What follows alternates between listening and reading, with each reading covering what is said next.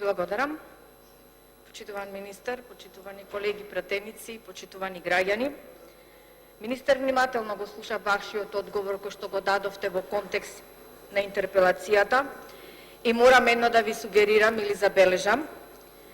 Ароганцијата не може да биде доблест и основна карактеристика на министер, не барем на министер за внатрешни работи, кој треба да биде олицетворение на сигурност, строгост, доверливост, непристрасност и пред се честност.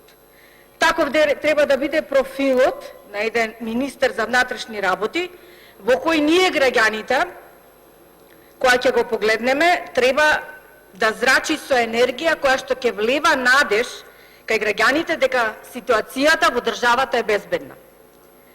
Дека граѓаните слободно можат да се движат низ улиците, а при тоа да не бидат нападнати, ограбени, прободени со нож, пукани со пиштол, киднапирани, да можат слободно да одат во маркетите, а при тоа да не стравуваат како не баре некои од криминалните филмови доаѓаат и ограбуваат во маркетите, да бидат спокојни кога ќе одат во банките, во поштите, да се чувствуваат безбедно, почувствува министер кога треба да навиваат на утакмиците за оние кои што се навивачи, за тие што ги сакат, а при тоа да не стравуваат дека ќе бидат претепани до смрт на улиците.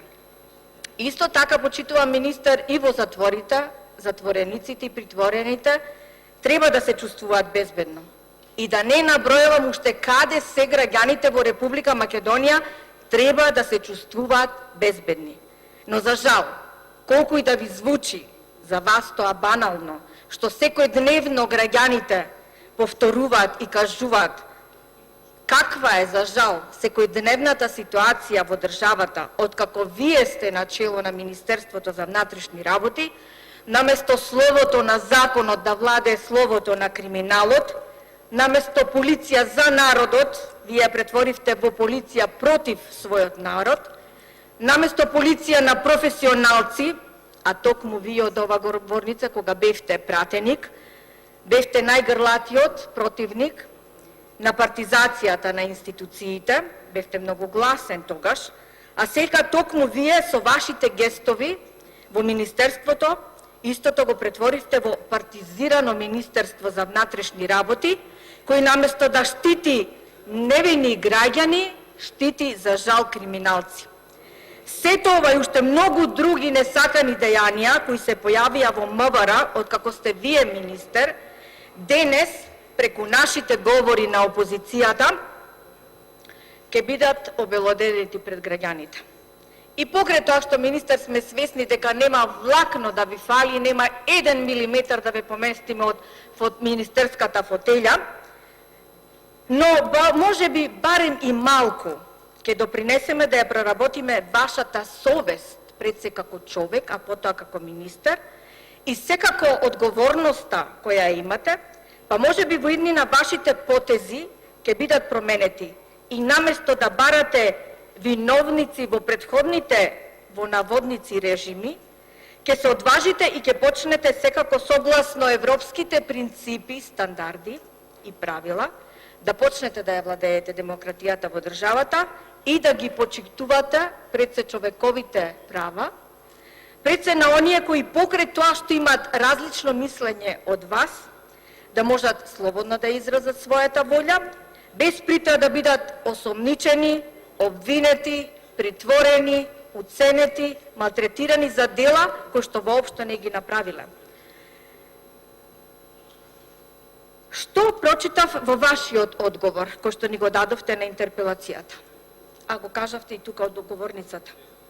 Пишувавте како во минатото, како некоја страховлада на овие подписници на интерпелацијата, се мисли на нас опозицијата, и нивните партиски шефови и другари ја практикувале власта за наводниот режим кој бил како во државата, така и во Министерството, и дека истото се користело за манифестирање моќ и воспоставување на недемократска контрола и како вие, кажувате, сте го затекнали Министерството запустено, без кадри и така натаму. И еве, ако е така како што вие тврдите, тогаш да видиме што вие како министер на ова министерство направивте, а да биде поразлично од она во минатото? Што вие сменавте во министерството или пак направивте сосема спротивно од она што во минатото за вас било негативно, а сега го доведовте до совршенство или го проширивте и го надградивте? Вие, почитуван министар, не окарактеризиравте како бандити. Па зарем не е бандитизам во пресред на локалните избори да отпуштите и да амнестирате колку? 1000-2000 затвореници, кои свесно ги ставивте во функција на власта, мислам за локалните избори, за купување гласови и притисоци врз гласачите? Ова ли е вашата формула за добивање на избори? Кристално чисти избори? Што планирате сега да правите за овие председателски избори? Само после 3 дена од седнувањето на тоа столче, поделивте и се уште не се знае колку решенија, сменивте командири на единици, началници на сектори, помошници на сектори кои зад себе имат долгогодишно искуство во МВР. Направивте чистка во министерството на луѓе кои што не беа исти со вашите ставови. А само за 5 месеци успеавте она за што го критикувавте предходниот режим, што не успел во 11 години да го направи, вие успеавте за само 5 месеци тоа да го направите.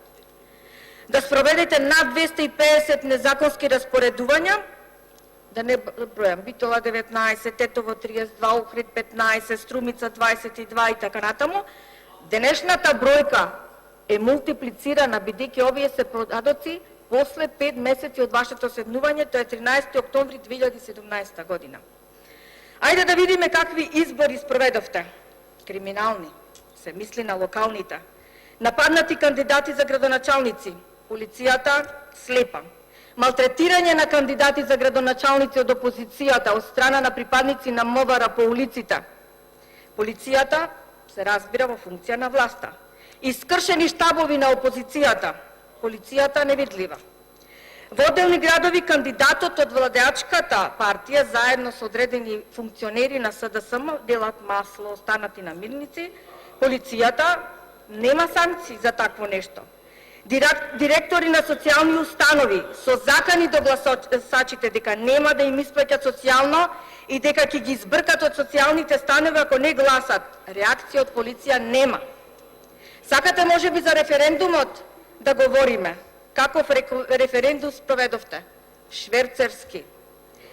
За само 4 секунди гласање. Па ова е, почитувани граѓани, колега, за во Гинисовата книга на рекорди. Можда сега ќе го надминат, можда сега за 1 секунда ќе се полни, па така да ќе се побијат самите себе си. Ако нешто што некој претходно вакво нешто не направил, а вие го карактеризирате како бандитизам, каква карактеристика треба да ние да ве карактеризираме вас што спроведувате вакви дејанија? Вие најмалку имате доблест да говорите за заштита на полицијата. Во вашето предложение тврдите дека вашето раководење се заснивало на начелото на законитост, стручност и професионална етика. Кога ова го пишувавте, почитувам министер, нели ви се пројави една слика од блиското минато, како вие ја доживувавте и ја почитувавте полицијата? Во вашата исповест ставена како одговор, истакнувате дека ви пречело замислете, почитувани граѓани, леснотијата со која што опозицијата со ова интерпелација ја практикувала во насока на уривање на интегритетот на една институција и вработените во истата. Ова не да е парадокс? Ова е лицемерието. Ајде не знае македонската јавност и меѓународната јавност како дивеа по улиците на 5. мај 2015 година, ќе речам не знаеа луѓето, им веруваат. Но, ајде да ве подсетам, што правевте тогаш? Насилно сакавте да влезете во владата, на тогашна Република Македонија, сега за вас Северна. Под ваша команда се кршеше, се палеа македонски знамиња, се фрлае по полицајци со бетонски плочи, со камења, со што или не, и повредивте над 38 полицајци, чии животи беа ставени под знак прашање. И вие после ова девалвирање ќе кажете, имате најмалце доблест да говорите за девалвирањето на полицијата. Затоа вие, почитуван министер, има уште многу да говорам, немате право да седите на тоа столче и Ви благодарам. си дадете оставка од министер.